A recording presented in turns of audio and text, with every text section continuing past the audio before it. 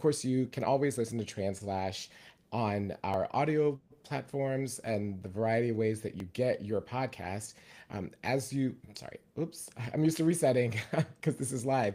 As we say on Translash all the time, that we tell trans stories to save trans lives. So that's exactly what we are looking to do today. And if you are not familiar with our podcast, then make sure that you sign up. For it, wherever you get your podcasts, as we say, and also follow us here on YouTube.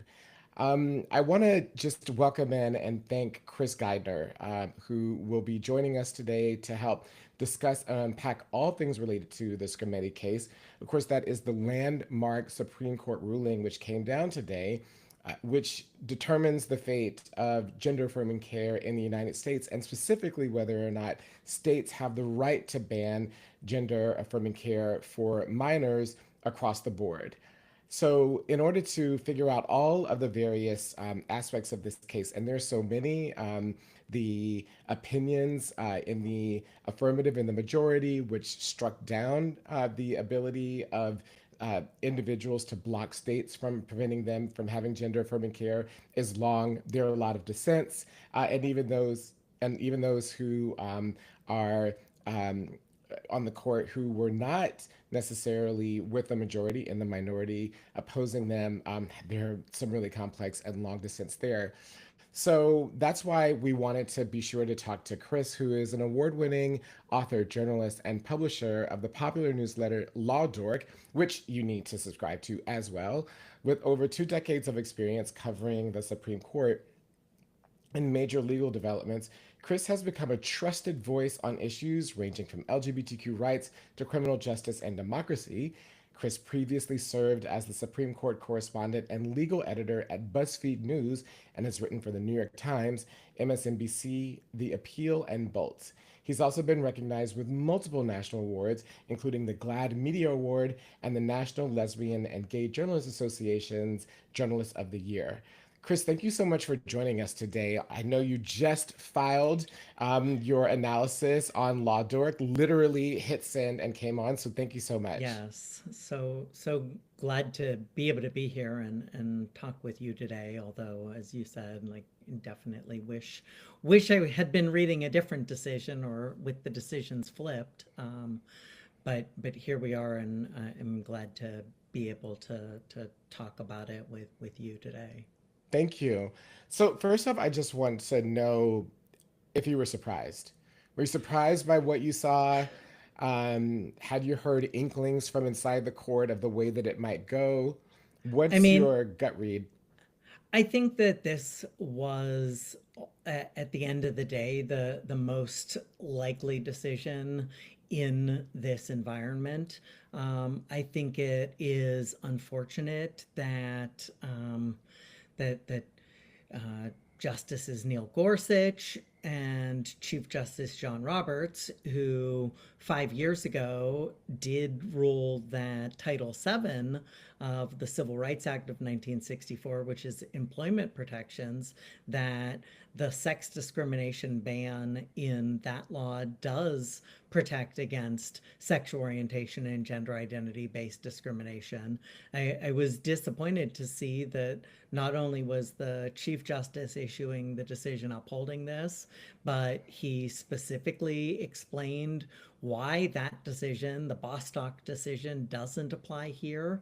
And Chief and Justice Neil Gorsuch joined it, and he was one of the few people who wrote nothing today. So he just went along with this idea that the words that he wrote in 2020 don't didn't certainly didn't control this decision, but didn't even apply in a way that should restrict states from being able to reach these sort of classifications. So let's just go back to the essential points of the case before we move into the decision and what the implications are. Yeah. So just to recap, the case here is that Tennessee passed a ban on gender affirming care. There were people who were impacted by this, trans kids and their families, who sued the state and said that this was a form of sex discrimination because kids who want to receive gender affirming care, these exact same drugs that align with their gender identity are allowed to do so. They are not. And this case essentially went up to the Supreme Court. There was a district court ruling, if memory serves, that was in favor of the kids and their families. And then a higher court, the circuit court, rejected that. And so it ended up at the Supreme Court. So essentially, what what ACLU, who represented these kids, and at the time, the US government, Joe Biden, said that this should be returned back to lower courts for decision because this was sex discrimination and needed to be decided by the lower court on that term. And so they were actually asking for a pretty narrow thing in this, which is that this should just be returned to a lower court to decide along the lines of it being sex discrimination. And the Supreme Court today essentially said, what, Chris? No. They said no. I think you're exactly right in the way that you described what happened, and the question that both the ACLU and the Biden administration Justice Department had presented to the justices was essentially twofold. That either you could say that this law classifies on the basis of sex and therefore should be subject to heightened scrutiny, and since the Sixth Circuit had decided that it didn't classify based on sex and should only be rational basis review, which is the lowest level of review. Most things get through under that review. Essentially, because the Sixth Circuit decided the wrong standard, you should just send it back. Alternatively, they said, even if you don't think it's a sex classification, it's obviously a classification based on transgender status. And while you, Supreme Court, have never decided what level of scrutiny applies to laws that classify based on transgender status, if you need to here, you should do so, and you should find that heightened scrutiny applies. What John Roberts did today, he wrote the Supreme Court's decision. He decided that this was not a sex classification, and that it was not even a transgender status classification. And so ultimately what he said is, because it's neither of those classifications, it is only a classification based on age and based on medical use, that because of that, those two reasons only get rational basis, and we don't think it's sex or transgender status classifications. So therefore, the Sixth Circuit's decision that rational basis applied can be upheld. And they did, importantly, they did not even, because they said it wasn't transgender status, they did not decide what level of scrutiny applies if a law actually does classify based on transgender status. They left that for another day, although we'll get into the discussion. Some justices did sort of put their marker down for how they thought that should go. Yeah, so just for people who are not legal scholars, right, the first thing that a court has to do is what standard to apply to reviewing a law, right? And so there's rational basis, which, as you said, is the lowest form of scrutiny. It's kind of an easy hurdle to jump over. Yeah, all you have to show for rational basis is that there was some reason. That's right. There was just some reason. Right, and then there is intermediate scrutiny, which is a higher level of scrutiny, and that's applied to things that are basically sex. Right. In the civil rights law, right? That and sex and other things. So there's strict scrutiny, right? It's actually helpful, like, to just go to the other side, because strict scrutiny is it's sort of the basis of the 14th Amendment. racial discrimination, and essentially some things that go along with that, like national origin. And the court has said that if you have a classification on that basis, it is presumptively unconstitutional. It has to be a state needs to show a compelling state interest in classifying based on a strict scrutiny classification, and they would need to show that however they're using that classification is narrowly tailored to advance that compelling interest. And essentially that's almost impossible to succeed under. Right. So in this, and the reason why the intermediate case argument or intermediate scrutiny argument is so important to this, it sounds esoteric for people who are listening, but it's really important because in order for it to receive that higher level of scrutiny from rational basis, they have to have this argument about sex, right? Yeah. And so they there's or agree that transgender status should get right, intermediate scrutiny. right. And so But you need to find some reason to go up there. And if they find it's intermediate scrutiny, you don't need to quite do the compelling interest and narrowly tailored. You have to show that it's an important interest and it's substantially related. Now, those all just sound like malarkey, different words, but like when courts are applying them, basically what it means is that if it's strict scrutiny, you're not going to get through.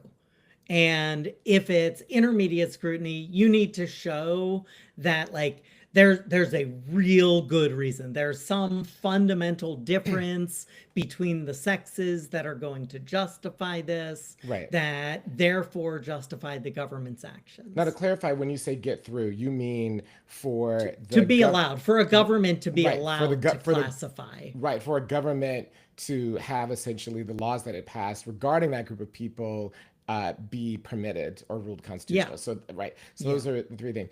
So I think that, and so that's why there's a conversation, so much conversation in the majority opinion about sex. And to be perfectly honest, I had to read it twice because it was really convoluted. Because they had to make a very convoluted argument that this wasn't. They did. Was in sex. Order to say that it's not sex, and later to say it's not transgender status, essentially you have to just like back off of the entire point of the legislation.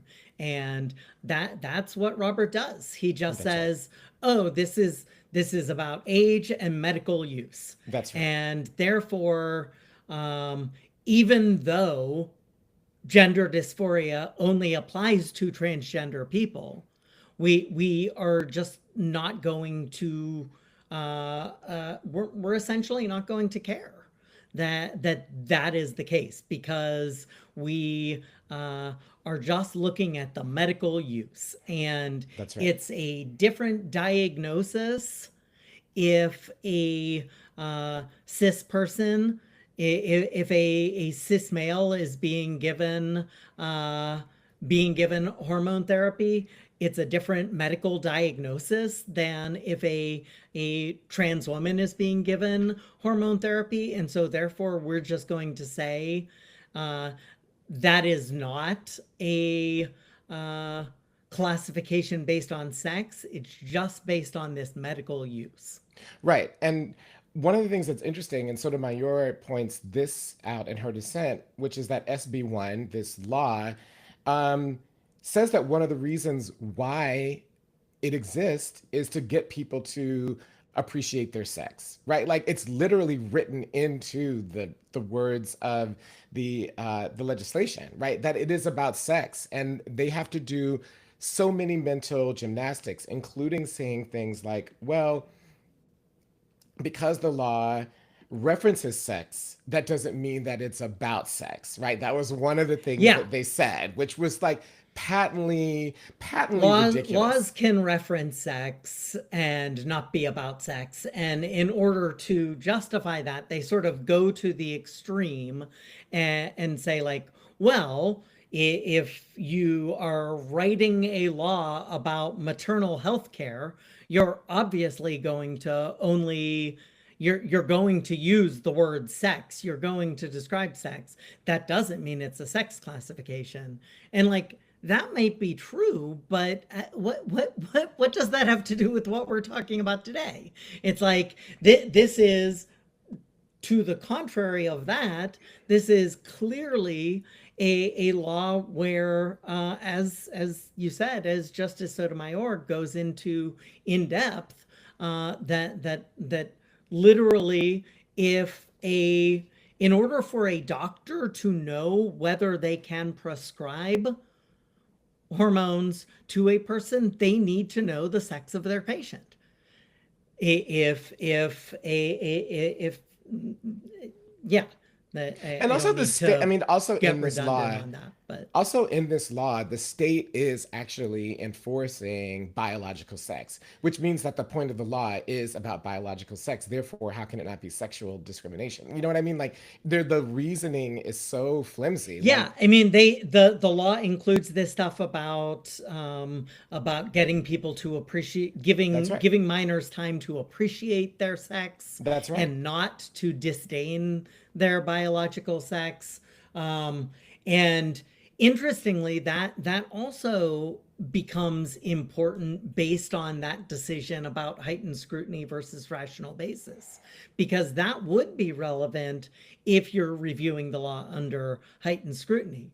Under rational basis, essentially, Robert says, well, that's fine. It doesn't matter.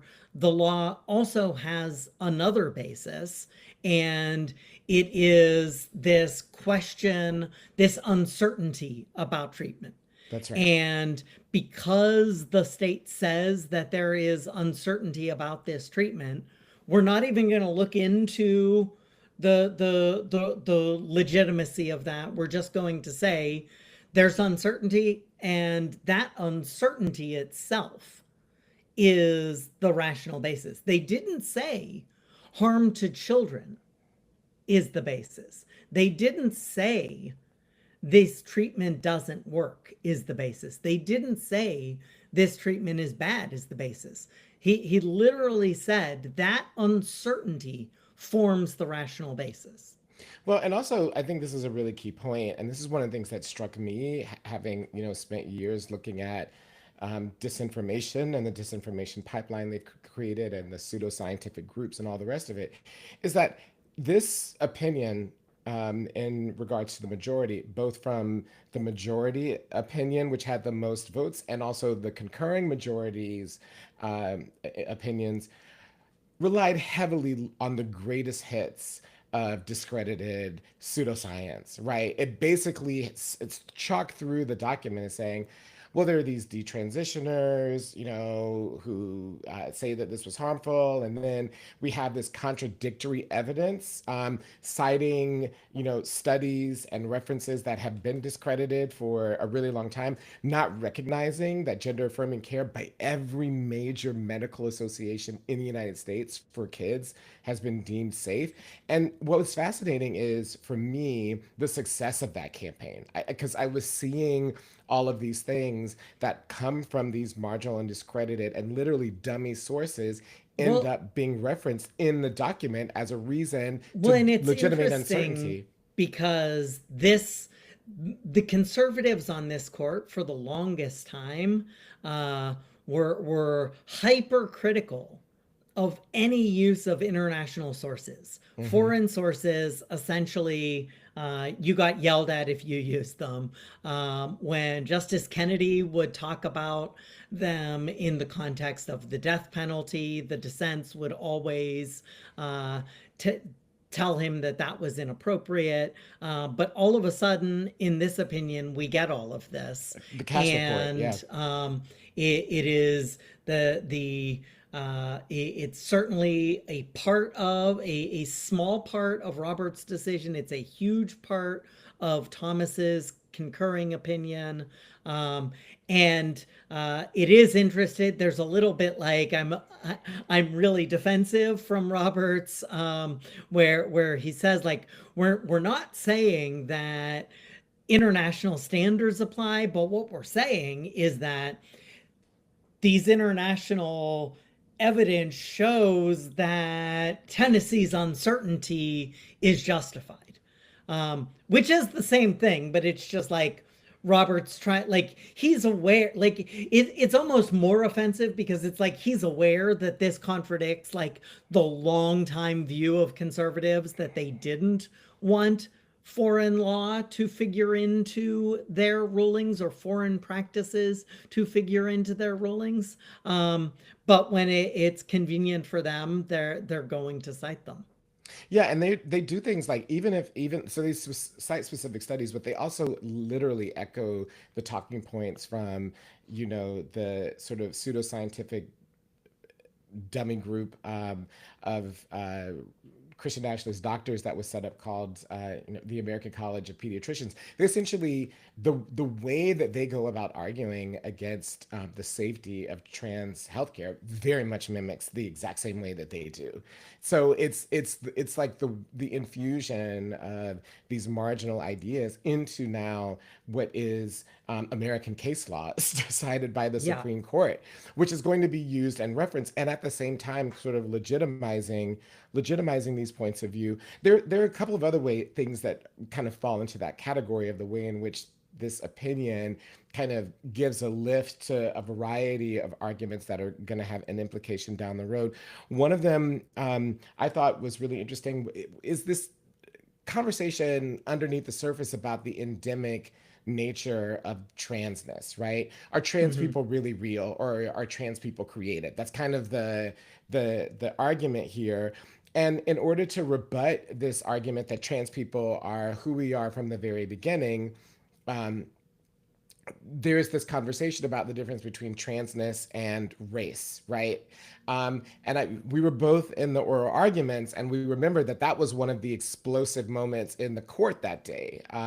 Was when Justice Jackson raised this conversation around, well, how is this not different than racial discrimination, and how wouldn't a ruling impact loving in other cases based upon race? And what's strange is that they essentially say that it doesn't apply. They just assert that it doesn't apply, and then say that because essentially the discrimination here is reference and implicit and not explicit like in the loving case, then there is a material difference in the discrimination here or the classification, which I found to just be astounding. Well, it's this. I mean, it is this sort of disturbing willingness to blind their eyes from the clear motivation, the clear purpose, the clear larger picture of what is going on regarding public views about transgender people and the sort of multi-pronged attacks on transgender people that allow them to sort of, again, to go back to the basic point, to just say this is a case about medical use. It's no different than if, I mean, essentially what John Roberts is trying to do is say this is no different than if the if the a legislature decided that they were going to ban a certain type of I don't know, I don't even know, like, to ban a certain type of laughing gas because they decided it was dangerous and dentists can't use it anymore. They just essentially he clings to this medical use, and I mean, for to her credit, Justice Sotomayor does go a long way to saying that that's absurd. That you literally can't get through the sentences without explaining that this is only affecting transgender people, or this is only being done, a decision being made based on sex. And yet, by just allowing the medical diagnosis of gender dysphoria to not stand for what it stands for, Roberts can ignore that reality Right. and say, no, this isn't like loving. Well, the other thing that I found in terms of implications was, you know, in Justice Barrett's decision, I was really struck by how she really questions whether or not trans people are real. I think she has a lot of questions about well, one, we've never said, I'm ruling the way that I am because trans people are not a protected class. We haven't ruled on a new protected class in over 40 years, so that's that. But I'm not sure that trans people even should be a protected class, right? Like there's some skepticism about whether or not this is a real group of people, this is an umbrella term, all these things like that. I I'm going to differ a little bit on that Sure. front. Sure. I don't think it's I actually was a little surprised, and I'm probably going to get into this in like a follow-up piece Mm-hmm. later in the week or tonight, who knows. Mm-hmm. We'll see how life goes. Listen. Um but I actually was a little surprised at the level of understanding that the court seemed to have about what was going on, Hmm. despite their willingness to shield. Like, I actually, in some ways, think Robert's decision was one of the worst in terms of its understanding of trans people and willingness to engage with trans people. Remarkably, I think that Justice Alito seemed to show an almost striking understanding of trans people. Um, and I think that while Barrett definitely does not seem sure of what's going on, I think she's still figuring out where lines are drawn and how they're drawn. I do think in some ways, I think that some of their discussions, both hers and Alito's discussions, represent some of like I think they were the reverse end of some of the like wildest queer theorists discussions about gender identity and transgender status. When you think of like discussions about gender fluidity, when you think of Mm. discussions about non-binary, when you think about discussions about the definition of transgender status, of what who constitutes trans. When you think about the discussion that we've gone through in the community about what is the appropriate acronym, when you think about for a while there was the use of the asterisk next to trans to represent a broader community. I think there is I think where I think they get it wrong is what you do with that. I think there Right. was both in Barrett and Alito's opinions an understanding that there is something beyond the binary. To be honest, and where they went with that is that makes it so that you can't just create a class, This is my and point. therefore you can't protect them. This is my Um, point. Yeah. and they're wrong on that front. And I think I don't know how deep she got into it, but she definitely did say it at one point. Justice Sotomayor talks about the fact that like, well, it's the same thing with race. You can have biracial families, you can have mixed race families, you can have this, and we've never said that that means that like racial Race doesn't exist. classifications That's right. therefore can't be protected. Right. That's right. And so what they did with the multitude of ways of looking at gender identity and transgender status should not mean that you therefore can't figure out a way that the equal protection clause can provide protection for those people, because as Sotomayor talked about, as everybody on the left talked about in arguments, like the whole point of setting up whether there is a classification based on sex and a classification based on transgender status, if you then decide transgender status gets heightened scrutiny, is not that that means a law is unconstitutional or a policy is unconstitutional.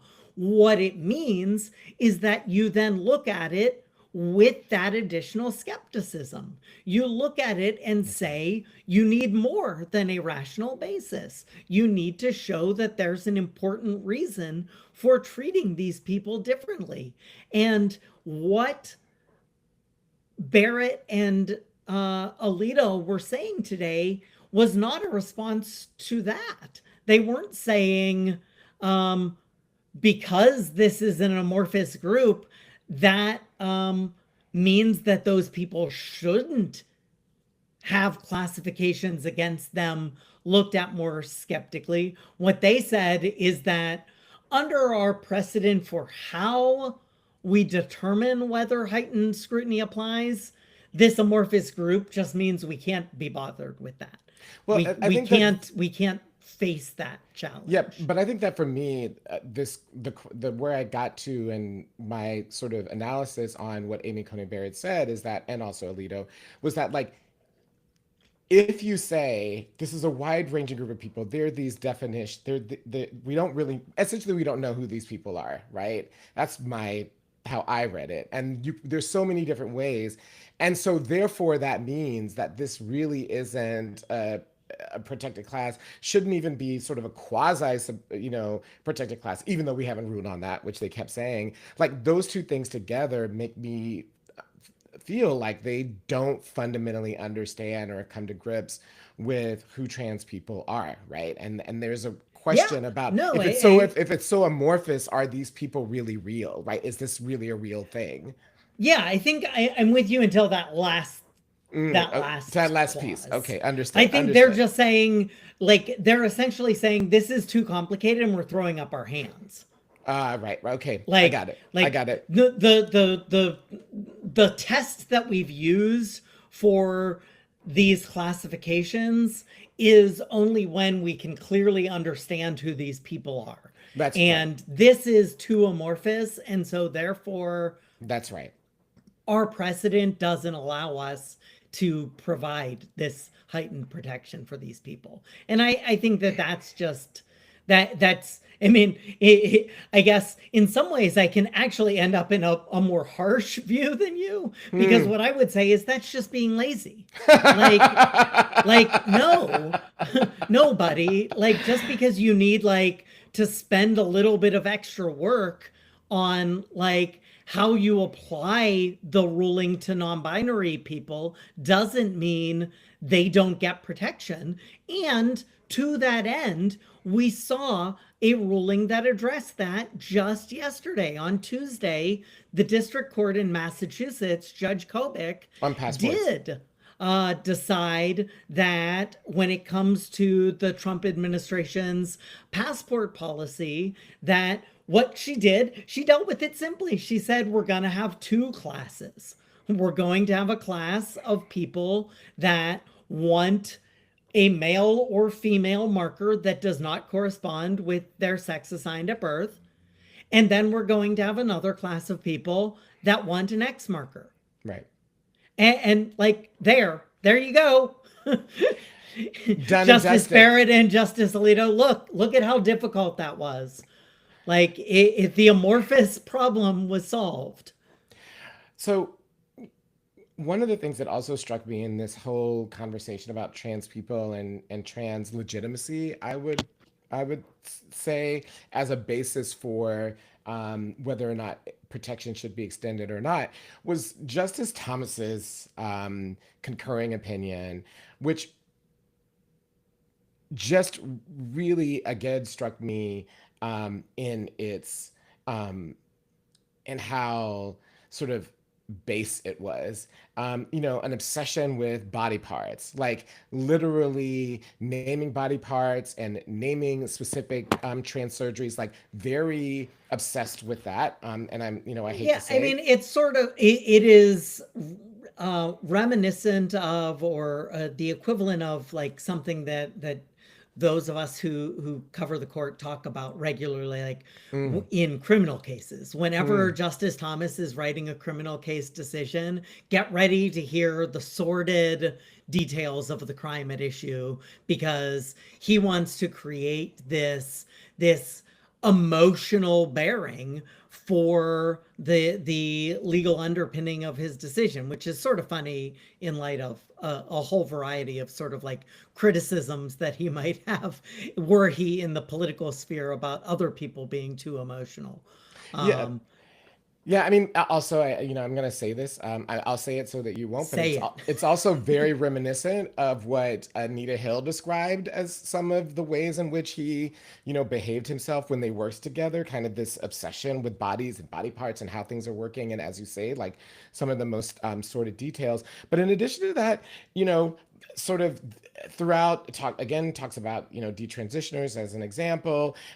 Well, and Reference, to your point, yeah, at one point I mean, he did describe surgery, and in her yes. dissent, Justice Sotomayor is like, "This case isn't even about that. That wasn't before the. That's not before. Like, what are you Right. doing? Like, Right. Right. why?" Why? And that begs the question, why? It begs Which the I think question, like, you've answered part of it. that's right. Why are you so Like, obsessed with this? And then also talks about, again, the greatest hits, like references essentially ideas around, social contagion. Talks about hyperandrogenism, right? Not even using the term transgender all the time, or the phrase that they're obsessed with, which is gender incongruence, which is not even sort of the medical designation right. here, which is what they're supposed to be talking about. And it was when I was reading his opinion, I was like, this is a Frankenstein obsession with trans bodies, and if this is the way that you see trans people, of course it's going to be hard for you to see this as something that's worthy of constitutional scrutiny. Yeah, I mean, he went so far as to say, like, this isn't just about the medical decision; it's also about the ethical decision. That's right. And he wrote a whole section on the ethics of minors receiving gender affirming medical care, which obviously just that's what led to his discussion of detransitioners and blah blah blah. I mean, it is.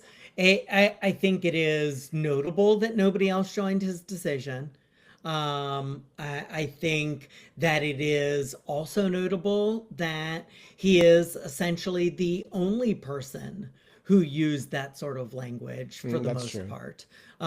While there was mention of detransitioner elsewhere, there was, even that was cabined, and Chief Justice Roberts' majority opinion did refer to people as transgender boys and transgender girls. True.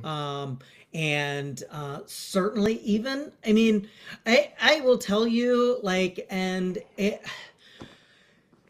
I don't know. I was honestly surprised. Like, I mean, Justice Alito's decision today ended by talking about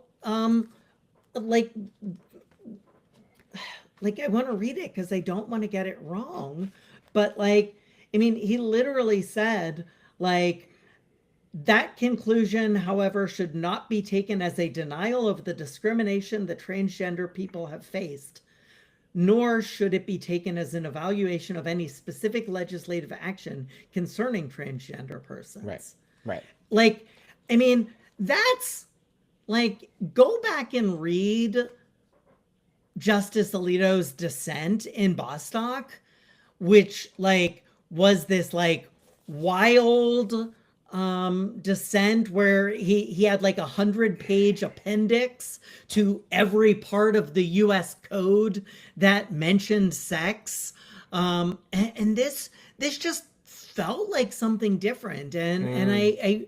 I really do wonder if, like, I mean, I don't know quite what I wonder yet, and I want to think about it some more.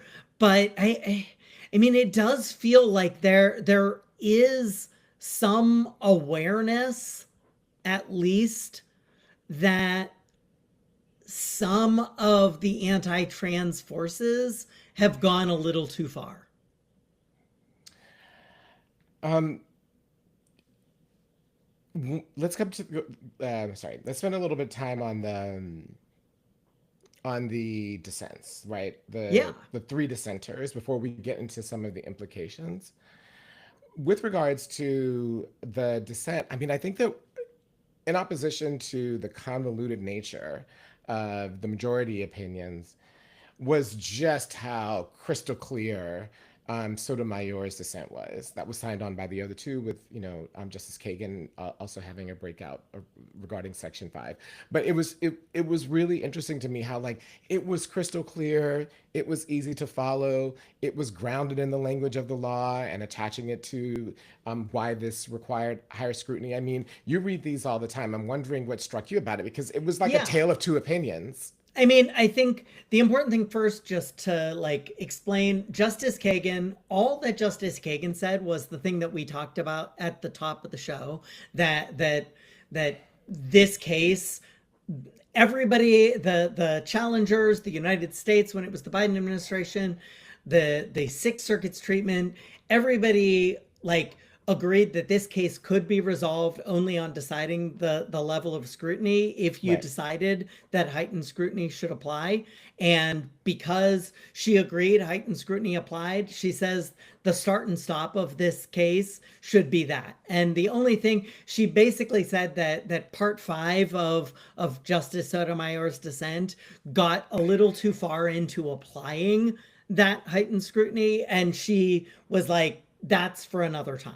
Like Mm-hmm. that's not this case. And so like she didn't join that, but like let's not let anybody going forward be like, well, Justice Kagan only partially joined the dissent of Sotomayor. Like on the substance of what level of scrutiny applies to these laws, like Kagan was all on board, and that was the important thing that this case was about deciding. Mm-hmm. Essentially, part 5 was Justice Sotomayor saying, when it goes down, when it went back down, if we had won, here's what I would have been looking at. And that's something we see that always in cases. We saw that in cases last week, where some of these unanimous decisions last week, some of the opinions were like, here's what I would do when this goes back down. But yeah, as to Sotomayor's dissent, essentially what she said is, what are you doing, Chief? Like this is clearly sex discrimination. This is this is clearly a sex classification. This is clearly a gender-based classification, a transgender status-based classification. There is no way to reach a ruling that it's not unless you just talk around like not only the text of the law but like the purpose of the law, the reason for the law, the implications of the law, the application of the law. Like you literally have to just like look at some of the words of the law, not look at the reason why it was passed, not look at the application of the law in order to reach the decision that the Chief Justice reached and that the majority reached today. I mean, I would really encourage people to go read her dissent because it is incredibly accessible and incredibly easy to follow and Yeah, encaps. at one point, I'll just the thing Yeah. that I'll read. At one point, she says, "As should be abundantly clear by this point, the majority's recharacterization of SB1 is impossible to reconcile with the statute's plain terms. SB1 allows physicians to prescribe hormones and puberty blockers to treat not just some defined category of cancers and rashes, but any physical or chemical abnormality present in a minor that is inconsistent with the normal development of a human being of the minor's sex. Change the patient's sex from female to male, and the law now forbids providing the same drugs." Right. I mean, she also says really clearly at the very top of her opinion that SB1, quote, plainly discriminates on the basis of sex, right? She just says it and, nails it. And it's not something that you have to try to like untangle like a spider's web with the majority. Let's talk a little bit about, in sort of these last few moments, about implications. I mean, the good news about this sort of 6-3 opinion is that it's not as sweeping as it could have been. It's not great for gender Right. affirming care. And I think I can see a future in which states begin to pass laws against gender affirming care for adults. And we can see the migration of some of these same arguments into a future court case. So I think that it's on more dangerous ground than Yeah, it before is this important to ruling. note while a lot of the reasoning does apply, would still apply Yes. in terms of states have it's just being a medical use. Yes. Um, it is important that Chief Justice Roberts did say in the majority opinion that like one of the characteristics that distinguishes this law Was age. is that it only applies to minors. That's right. And there was discussion uh, in the majority opinion, in some of the concurring opinions, certainly in the dissent, about consent and about how the consent question could essentially like there's an implication that the consent question could change the way that you looked at it. Yes, um and because one of the reasons why they say rational scrutiny applies to this, the lowest form, was because it's about medical Medical use, use, right? right? Like that's Certainly people will use the medical 100%. use one as their rationale, but I do just want to like make clear that like there is at least language that shows that at least Roberts wants to make clear that he might view such a case differently. Yeah, but I think that in terms of, and this is the point, is that like the way that state legislators are going to read this, right, is could be to do what they want to do, which is they've already begun to push the boundaries of the age Yeah, thing, I mean, right? Florida has, I think one other state has Yeah, yeah. And so 19-year-olds, I 19, think. I've seen some draft legislation. I saw draft Oh yeah, legislation there will in be draft Oklahoma. that goes beyond. Yeah, But there's like draft I legislation I think we saw have in like the the Florida 20s. law that has some restrictions for adults, and then I think one of the laws was 19. But so I think that one of the things is that for those people who are thinking about extending the ban to adults, I think that they can at least get it through state legislators and that legislatures, and that this will now possibly be litigated again through the courts, and we'll see Oh how it yeah, goes. this will definitely, Right. you are 100% right that this gives enough for deep red trifecta states at least to somebody is going to be trying to push it further. 100%. And we'll see how that goes. So that's one implication on this. But they were careful outside of the medical space, it seems to me, to not be sweeping, right? To leave the door open to deciding on the cases that are before it and that we know are gonna come, on the military, on bathrooms, on sport. Like they didn't use this. They could have written it in a more sweeping way, which put the kibosh in some respects, or gave language to lower courts that they could apply in these cases, and that they didn't really do that. There's left open the door for other types of Well, yeah. arguments before the court on trans I issues, mean, which they didn't decide the level of scrutiny applying to transgender status. right. And so you do still, I mean, we essentially have presumably 4 votes against it already, or at least 3. We have, I mean, Barrett and Thomas's. Justice Barrett was joined by Justice Thomas in her concurring opinion, Hmm. saying that she doesn't think heightened scrutiny applies, Right. and um, and and Justice Alito in his decision says, I mean, we haven't gotten into it, but there was an interesting distinction that, I mean, it was only a 5-4 decision that this doesn't classify on the basis of transgender status. Justice Alito did sort of call foul on that. He said that's not so easy a decision, and he said for purposes of his dissent, he would assume that SB1 did classify on the basis of transgender status. He just said, I think that transgender status doesn't get heightened scrutiny and should be rational basis. So essentially, we have three justices who, in their writings today, said, I think that transgender status should get rational basis review. But Right. we don't know where the Chief Justice, Justice Gorsuch, or Justice Kavanaugh would fall out on that. The other thing, so that means that like they'll continue to be arguments about this, but I'm also wondering about kind of the larger impact on public conversation because we know that Supreme Court rulings have they give the air of legitimacy often to groups of people that are writing to be included in the American story. So if you look at, even the way that gay marriage up until recently continued to become more popular after the Supreme Court ruling, right? There was Mm-hmm. something about the Supreme Court saying, no, gay marriages are legitimate, that gay people have the right to this and other things in society, which made certain members of in America who probably don't think about these issues that much go, okay, well, we need to be more accepting and open the door.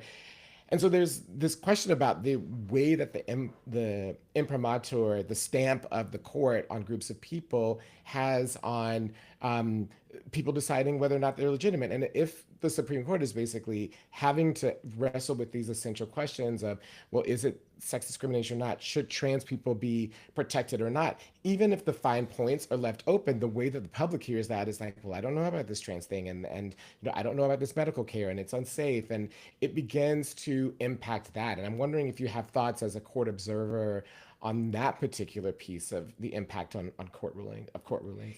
Yeah, I mean, I think that this will, and you sort of got into this in your discussion of like how like some state lawmakers are going to use it. Like this will definitely be used by those to empower those who want to discriminate against trans people. It absolutely will, because the bottom line is they upheld an anti-trans law. They claimed that it wasn't, but that's what they did. They claimed that it wasn't classifying based on transgender status, but like the very proof of how wrong the court got it is the fact that how every newspaper headline is going to describe the law that was upheld. That's right. Like it isn't a ban on medical use by certain individuals in a state under the age of 18. It's a ban on trans care for trans minors in Tennessee. In sort of as a closing thought, I'm wondering, what do you think this says about some of the trans cases that we know that are going to come up? We know passports are going to go up for sure. We know that the trans military ban is going to get to the Supreme Court, although there'll be a real question, honestly, if there are going to be any trans people left in the military by the time it arrives there, because the Supreme Court is allowing the military to ask people to leave even as this works its way through the court. What do you think are the implications for the court and the cases that they have to decide that we know are I coming up? mean, certainly the trio that I discussed, who have not told us where they think gender identity based claims, transgender status based claims go, are Mm-hmm. going to have to make a decision. And that is going to at some point be squarely presented by the court. Um, the other question that was left open that people did discuss is that animus based laws still can fail that rational basis. Like those are the types laws that are based on animus, that are the way the court has described it is a bare desire to harm a group. Um, it do not even withstand that rational basis review. And that was the conclusion by the Seattle judge in the military case, the military ban case out of Washington State, Hmm. was that animus had motivated the policy, and so that is going to be before the court at some point. So you're going to have transgender status. You're going to have animus. Um, this this case does not resolve any ban on gender affirming care for adults, as we said, which includes 18-year-olds. And I forget what state had 19-year-olds, that 18-year-olds were still covered by the ban, that it was those under 19. I think that we'll see an attempt to continue litigating that. And then certainly if a state goes forward with trying to like pass a 24-year-old ban or something like that, and they say like, oh, well, college students, we don't want them to have to deal with this. Um, that will go up to courts, and Chief Justice Roberts and everybody else will then need to decide like how much did that minor distinction and the question of consent for those under 18 actually matter to the decision. Right. And so yeah, so those are sort of some of the big questions that that are left unanswered, and that ultimately the court will need to answer as other cases make their way up. Some of them much sooner than others, as you've alluded to. Well, the good news is that there's more to come. The bad news is that there's more to come with regards to this, but this ruling today, regardless of what happens, is not in any way comforting to, the parents of trans kids all across the country and to the fate of trans healthcare for youth all across the country who will be dealing with this. Um, Well, yeah, and I would just like to one. I mean, it's not necessarily an uplifting note today, mhm. but I do just want to remind people that like in 1986, the gay community got a ruling from the Supreme Court that That's sodomy right. laws were constitutional, criminal laws against same-sex sexual behavior were upheld as constitutional. And it was at that point, less than 20 years later, in 2003, that the Supreme Court overturned that ruling in Lawrence versus Texas.